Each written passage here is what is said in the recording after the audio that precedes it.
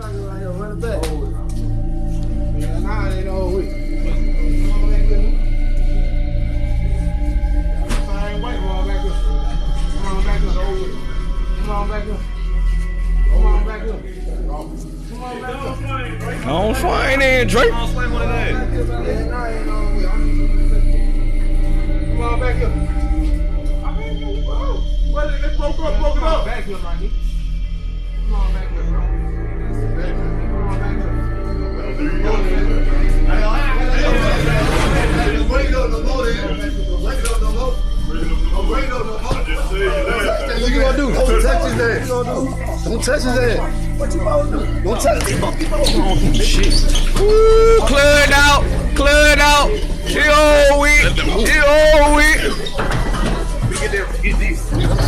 Ooh, shit. Move out, move out, move out. Ooh, they on his ass. Whoop, X.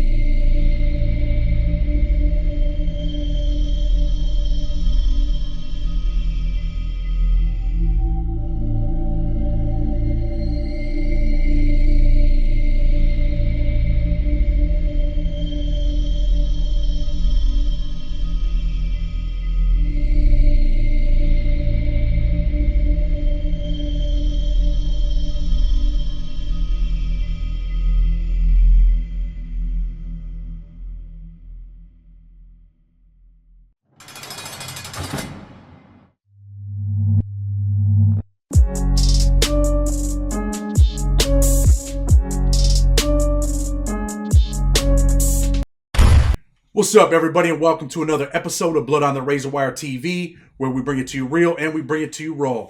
Hit that subscribe button, hit the like button, definitely share the video, and leave a comment. We're going to talk about what I believe is the most dangerous prison system in the country. So I'm going to let this brother introduce himself.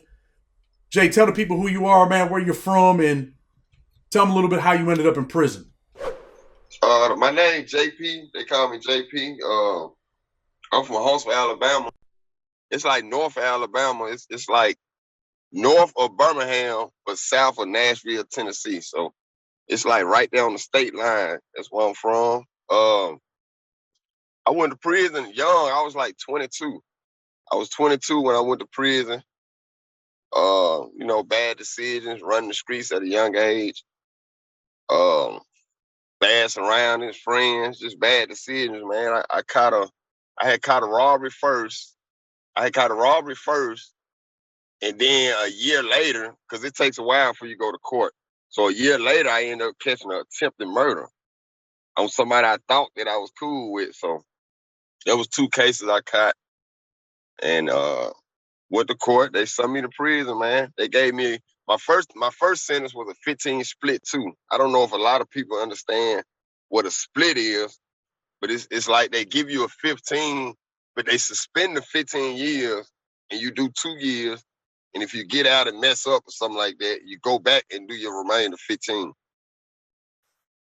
That's wild, man. So, you had contacted me, man. You sent me a video, and YouTube would probably take that video down. So I'm probably going to put it out as a members only video. It's only 21 seconds, but in that video, one dude is holding the dude and the other dude's just stabbing this dude, man. What were they stabbing that dude for? Man, it was like a hit. The guy had did something he ain't had no business doing, but it was from the streets. He did something from the streets. So it's so crazy. Like, whatever you do, you can't run from it. You can't run from what you did. Basically ratting, long story short. You can't run from what you did, man. It don't matter what camp you go to or whatever. Somebody gonna be able to contact somebody. Whether it's text messages, phones, inboxes, they gonna find you, man. They gonna get done to you what they trying to get done to you. No matter what, you can't run from it. Did they kill that dude? Believe it or not, he survived. Dude survived. How did it end up ending? Did the cops run in there? Did they just quit stabbing him? Just tired.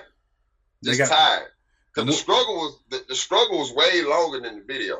Yeah. It was way longer than the video. So just tired. The man, he ended up getting loose and he got away. It's like, as you can see, it's happening like in the back of the dorm. Yeah. So he kind of like got away and made it to the front, beat on the door, and they popped the door and he went out in the hallway towards the cube. They don't really come in. The only time they really come in them dorms at Bibb County and a lot of other prisons, it's really just the camp. Do the cops care? Or are they just like, man, we don't care if you kill each other? Nah, they don't care about nothing, man. You know, I had an incident when I was in there, and I ain't get rolled up for it or nothing, man. Nothing.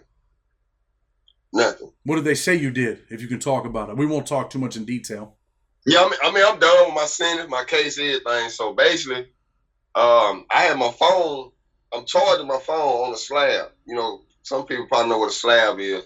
It's like a homemade charging station where everybody plug their phone up, charge their phone. So I got my phone on the slab, and I'm on my rack while it's charging. So I doze off, which is a big mistake. I doze off for about 10, 15 minutes. And when I wake back up, I realize, man, my phone on the charger. So I go over there to get it out the charger. It's gone. My phone is gone. So you know you got to do something. First you got to figure out where your phone is, who got your phone. You got to get your phone. So long story short, man, I found out who got my phone. They popped the doors. Me and a couple of my partners, you know, we go over to his dorm. And I see him. I pull up on him. I say, hey, bro, you got my phone. You know, they already told me you got it. Of course, you know, I ain't got your phone, all that. So basically, long story short, you know, I got at the guy. I didn't have no knife. I had like a lock. You know how you tie one of the big master locks on a sock? Yeah. So I got the master lock tied on the sock. I straighten my face. I get my phone back. They call us to the shift office. They got cameras down there. I don't know why. They don't care nothing about the footage they catch. So they called me to the shift office. I said, what happened, man? What's going on? I see the video. Why you attacking this dude like that? So I just be honest. I said, man, the man stole my phone.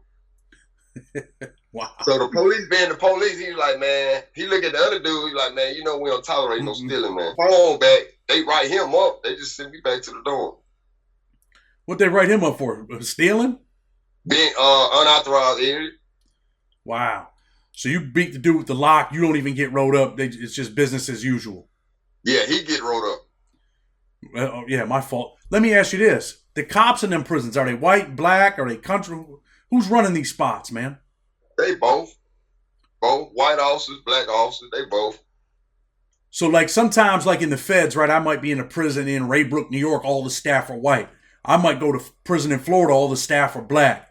Is it like that there? Like certain prisons are ran by white staff and then other prisons are ran by black staff, or it's just all intermingled? It's really mixed. It's mixed. You're gonna have black officers, white officers. Now if you go farther down south, you'll have more black officers. Okay. And then it's a prison up north called Limestone, like North Alabama. They got more white officers. Is it more structured there? Yeah, Limestone. It is. It's more cleaner. It's more. I don't know why that camp is so cleaner than the other camps or more structured as far as coming from the COs. It just is, man. So people, you know, I've seen numerous videos over there. People getting killed in there. Do dudes even care? They're like, damn, man, I might get a new charge. I might get, you know, life if I kill this dude. Do people even think about that? So you got to think about it. A lot of people be so high on ice and flocking and no-show. They be so high, they just doing stuff. They just reacting. You got to think about it, man. If a man walking around on ice or crystal meth and he been up 3-4 days, he hallucinate. He not even really thinking. So he might just react off just being under the influence of some kind of drugs. A lot of gangs down there? A lot of gangs, but no structure. It's not really no structure, because I'm going to give you an example of no structure. Okay. Let's say me and you partners. We partners from the streets now. You might be a blood, I might be a crip or whatever, however it may be. But our gangs have a problem, but you still my homeboy though. Wow. I see you got on all red, man. You allowed to talk about anything like that? Yeah, but it's just something I was into at a young age. Are you were you gang affiliated in there? Yeah. Okay, so I'm gonna ask you this. So when someone takes your phone or your homeboy's like, yo, what's up? We're about to see these dudes?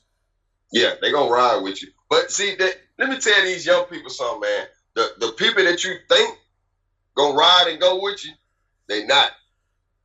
Someone really just gonna go watch this to see what you gonna do. I've seen that plenty of times, man. Yeah.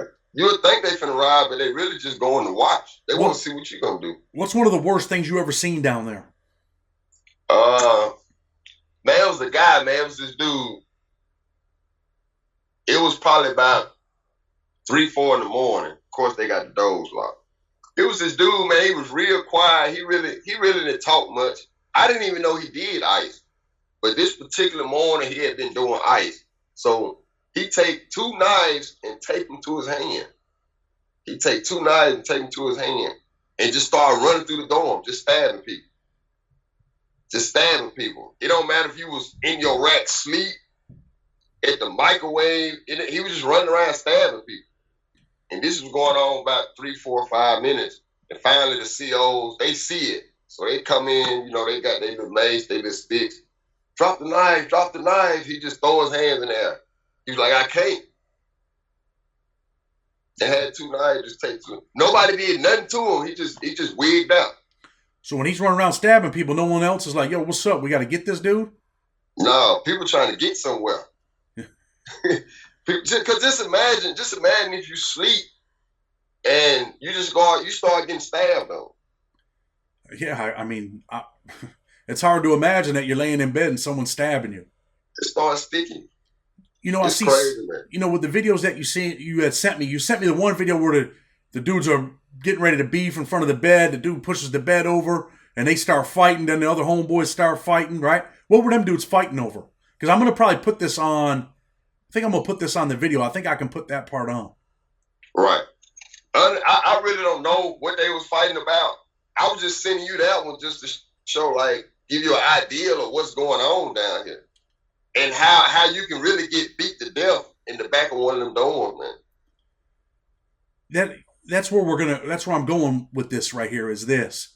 So these dudes are in there beating each other to death. I mean, some people sent me some pictures of a dude laying in his bed, got killed, got stabbed in the back. The knife is sticking in his back. He's dead. Do you feel like the dudes in there, are people in there scared, man? Like, fuck, man, today it could be any day.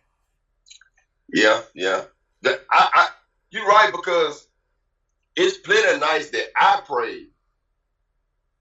Like, I ain't saying I'm the toughest dude in the world. I ain't scary or none of that, but anything can happen, bro. Like, anything. So it's plenty of nights that I prayed thinking that I wasn't going to go home.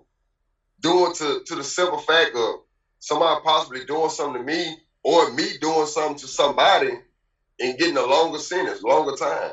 Is there always beef in there every day? Always. Always. It can be over something petty or something made. It's just always something going on. You can be the type of person.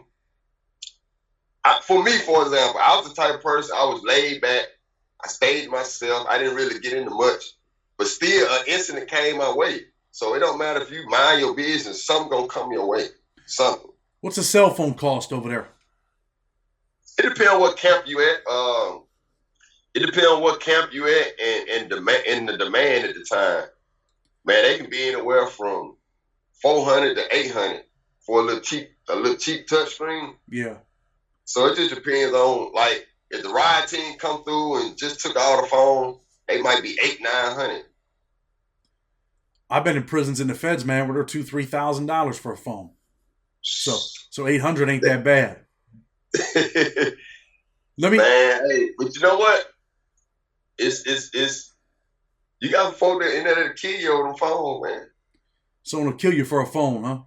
Yeah, I know you know it, man. So for $800. Yeah, $800. The cops, right? Do the cops beat on the prisoners over there? Yeah. You got some that'll take off on you. And do the dudes come together and take off on the police down there, or what?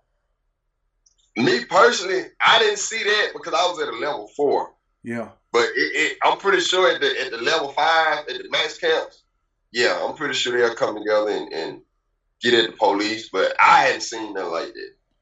What's the food like? Man, the only thing I probably eat is the chicken. That's it. But other than that, bro, it's nasty. It's nasty. You got to think about it. I'm going to tell the younger people this. You got nasty, low-down inmates that's cooking your food, that's fixing your food. So ain't no telling what they might do to the food, man. I really didn't go to the chow hall. I tried to eat off the canteen and the snack line just because how nasty the food was. Nobody want to eat that. What's the canteen like? They got good stuff, cheap prices? Yeah. The canteen is great, cheap prices, but they might go a whole week or two without even running it. They might even open it for a week or two. What's the snack line? I've never heard of that. The snack line is basically the canteen, the way you can get in line and buy you some drinks and chips, hamburgers, cheeseburgers. We just call it the snack line. Why do you think there's so much violence there?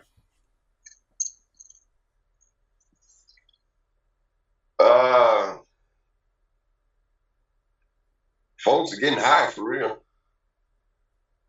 I would say getting high, the hustling, your phones, because if you're hustling and you got a phone, you got to protect what you got. You got to keep what you got, because there's some folks that don't got what you got. They going to want to come get that. And when they come get that, you got to get it back. Are they doing armed robberies in there? Man, they pull up and if they feel like they can just pull up and snatch what you got and take what you got, like up their knives and just take it, they going to do that. I want to ask you. One, they pull up, might be 3. I want to ask you something about white dudes in prison in Alabama, because I seen a video where someone was talking about, the white dudes get raped over there. They ain't got nothing. Is that how it's working out over there? Yeah, it's rough for a white dude. I wouldn't say raping. Because they're finessing. But it's rough on a white dude in Alabama. Unless he at Limestone. If he at Limestone, he all right, he's pretty cool. But anywhere else, it's rough. It's rough on him. Why is it rough? Man, I really, it's just... Keep it real. Probably because the numbers, you got to think about it. When we go through that prison system, when we go through that courtroom, we the ones most likely going to go to prison. Yeah. Just being straight up, they going to send us to prison. So it's more of us in prison than it is white dudes. So when you get to prison, you got to think about it. When we go to prison, it's so much we done went through for white people, like racist white people on the streets. It's so much that we go through from them on the streets. When we run across a white dude in prison, we just gonna handle them. Since we've been getting handled on the streets by white people, we just gonna handle them in prison. So it's kind of like a retribution thing. Like, hey, your people have done this to my... And, we're going to... Like I say, it's real and it's raw, man. Alabama is a very racist state. They do dirty shit down there. Jeff Sessions was from down there. He was the attorney general, the senator. Real piece of shit. So I understand that concept. Do they think when white dudes come to prison, they got money, so we're going to take whatever they got? Sometimes, like, if they got money, you got some dudes that are finessing. Like, hey, man, I'm going to make sure nobody bother you. I got you. You feel me? Just take care of me. Just break me off. I done seen people, man, just had a white dude mama sending them money every month. Finessing them like, man, I ain't going to let nobody bother you. Yeah. But the whole time, he not really protecting them. He just didn't let everybody know, hey, man, this is my white boy, man. Don't mess my money up. Yeah. And people already know what you're talking about. Don't mess my money up. So if you mess my money up, that means we're going to have a problem. Yeah, because you messing with my money. You ever see any tough white dudes in there? Nah, I had not down south. I ain't saw that. None of them Now get... it was one. I had a homeboy, he was out of Huntsville. He stood it. A lot of dudes kicked it with him. It was one dude. But it ain't too many of them I done saw, man. They get done bad. Just being straight up, they get done bad. It's almost like reversing slavery in prison. Make them clean. Just do all types of stuff, man. It's rough. Reverse slavery. So what, they tell them... Because someone sent me a video the other day from Alabama, and they had this white dude in the cell. They were beating the shit out of him. He's bleeding everywhere. And he's just letting dudes just beat on him like he's a punk, right? And it was because he touched their phone. Like he must... You guys got pay phones in there that like, yo, don't touch this phone? This is the Blood's phone. This is a Crip phone, or... Nah, it ain't no game structure like that. Like this phone is ours, and it ain't like that, man. It's any of the white dudes probably ain't even really. Some of them just claim. You got some that's for real, you got some just claim. So I really want to say the game banging is that serious in there, the way it will be in other states. But touch their phone, I don't know what they could have been about.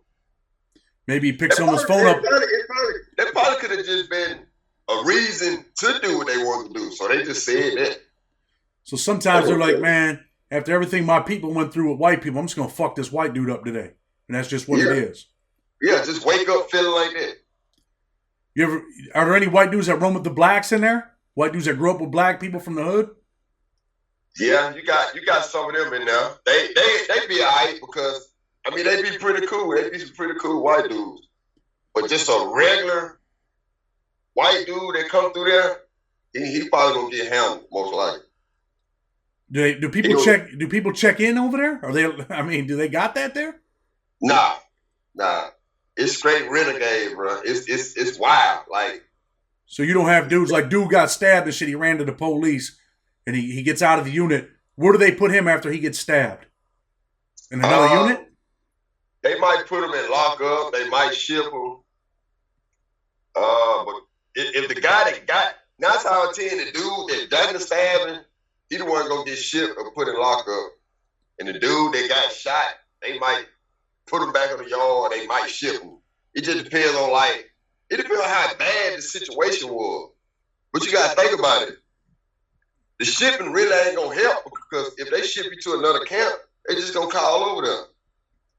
They just gonna call somebody in the other camp. Hey man, did such come through there? Yeah, he here. All right, y'all do this. So it really ain't nowhere you can go. If once you mess your face up in Alabama, it's really messed up till you done with your bid. I know people are praying to get the hell out of there, man. Man, they praying, they ready to go. I mean, it's a dog eat dog world. You just got to be in there. You got to be ready at every moment. At every moment, because your homeboy cross you out.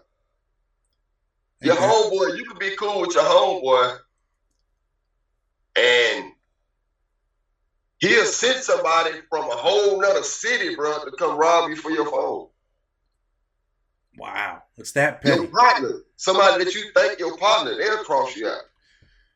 Yeah, I just find that mind-boggling that they operate like that. Like, did you have someone in there that you knew you could count on? Like, yo, he's got me, I got him. This is my right-hand man right here.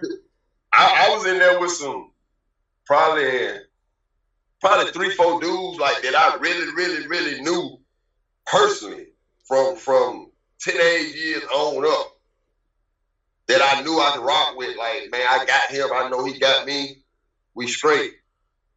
So it was a couple of them. What'd you say you went to prison for again? My first charge was robbery first. And my second charge was attempted murder.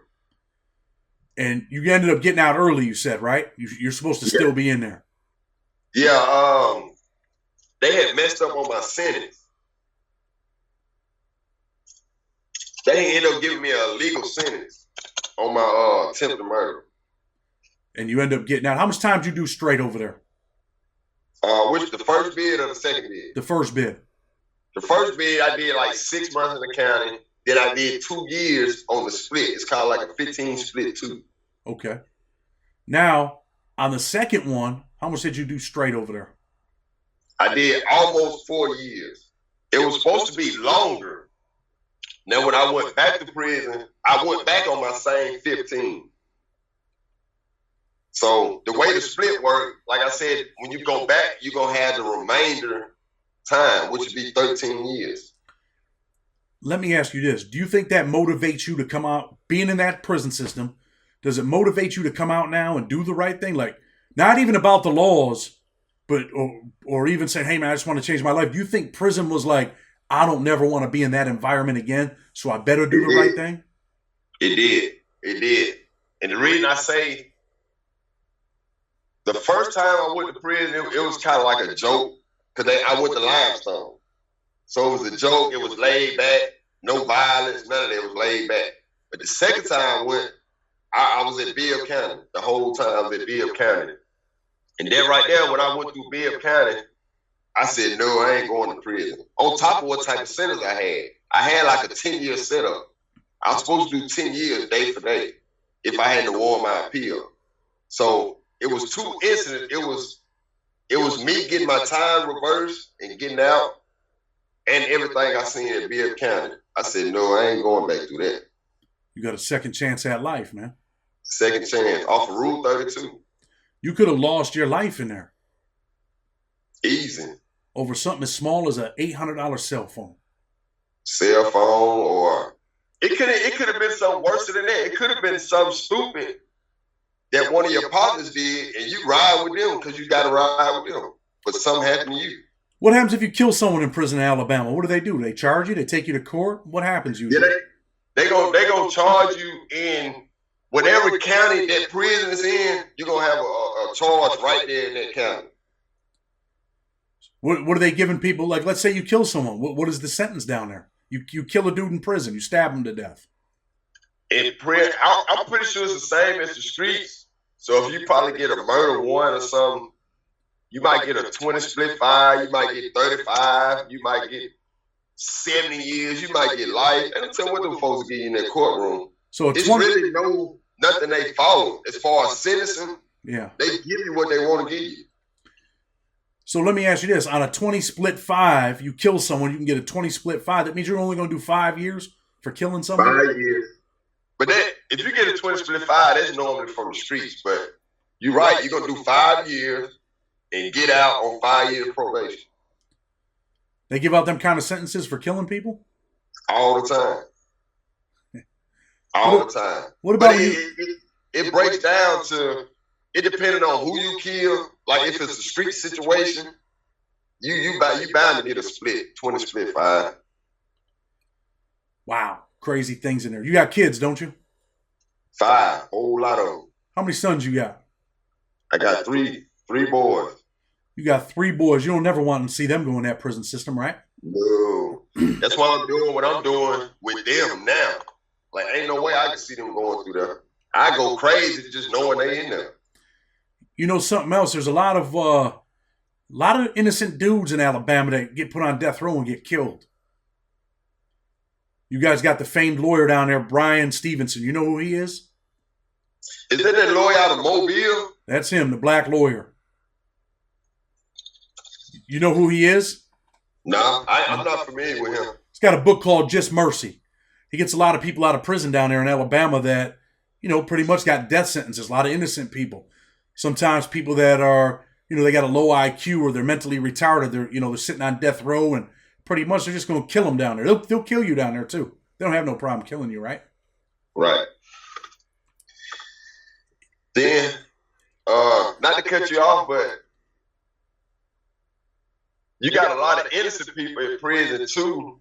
They go back to what I was just saying about the race thing. You got a lot of innocent people in prison because somebody white just lied on a white woman, anything. Like, you know how racist it is down here. I do. I'm big on doing the right thing, man. Civil rights, and that's kind of what my thing is. I don't care what color you are.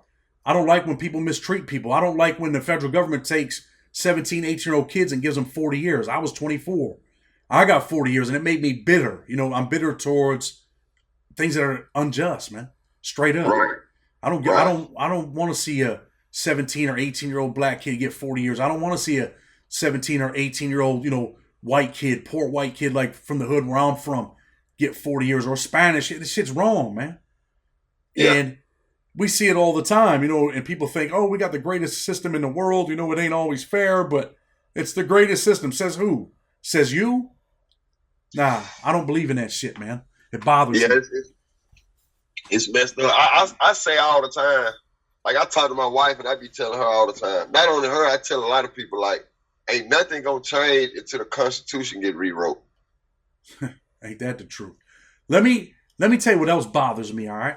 When you sent me them videos, I'm looking at these videos and I'm thinking, look at all these dudes in here stabbing each other, fighting each other, and they're probably living horrible lives in there. The food's probably horrible. You sent me a picture of the dude washing his clothes in a mop bucket, dude sleeping on the floor, people getting high on probably K2, deuce, meth, whatever, bugging out. And I'm thinking all these people are living in a lonely, depressed, miserable situation, and they're violent against each other. And I'm not promoting violence against the cops or anything like that. But if they came together collectively and fought for what was right, they'd probably be living better, prosperous lives, even in prison, man. But yet, they can't get it through up here. You got, and this ain't on no racial shit, but every video you sent me is black dudes stabbing each other, fighting each other. And I'm like, man, these young brothers could come together and accomplish a common goal, which is a better living situation where we don't have to be running around here robbing each other and you know, selling dope to our own people and watching them bug out and lay on the floor. The one guy shit his pants in the video that you sent me. Like, you know, when I was younger and I was in New York State prison when I was younger. I actually went to prison when I was 16. There was a lot of older brothers in there. I don't care. You know, I was in there with one of the dudes that killed Malcolm X. But this dude was a leader in the prison. This brother named Rasu. He was a Muslim brother. Like, you had people, Herman Bell from the Black Panther Party. They brought their people together, man, for a common goal, for the common good. They taught people back then. The old timers were the dudes you looked up to. Now you got dudes like, I was in prison with this dude, they called him Knowledge. He was like 50 years old, dirty, had his pants hanging off his ass. I'm like, how could this 50-year-old dude ever be a father to his son? He can't get himself right. Right. So when I see that shit that you sent me, it's just like, it's not on no racial shit. It's just mind-boggling because I'm for the people, man. And I feel like the people need to come together. Like you just said, right. There ain't going to be no change till they rewrite the Constitution. There ain't going to be no change until, you know, people start to march on D.C. or, you know, we see when a white cop kills a black dude, people are out there marching in the streets, right? You know what I think they should be marching for? When there's dudes in Alabama prison getting brutalized, stabbed, kicked in the face, having their head put in a toilet and flushed. Like, this shit is wrong, man. Where are the people at? Why aren't they marching for that shit? Where's the Department of Justice? You got so many citizens. I'm gonna call them citizens. You got so many citizens in the world. They look at it like it's prison. They inmates. What you expect? Like, what you think they're at a daycare? Like, you got people that really think like that.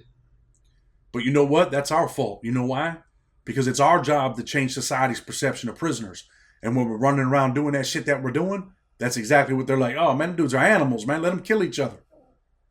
And really, we need to change that. We can change that from within. You know, together we'll conquer as one will fail. And people just don't see that, brother. They don't see that. It's sad. It's a sad reality. So, being that you got you have some boys, right? And got a couple daughters. Every little girl's first hero in life is her father. And that's why it's important for you to continue doing what you're doing and stay out of prison, teach them, mold them. What message do you have for kids or for yourself? What would you tell your younger self? If you knew all the stuff you know now about what's going on in that Alabama prison system, what would you tell yourself now? It's not about me personally, to be honest, what I would say, don't love the money. Because that's what led me to almost every decision that I'd have made. The love for money. Don't fall in love with money, man. Don't fall in love with money, popularity, and attention.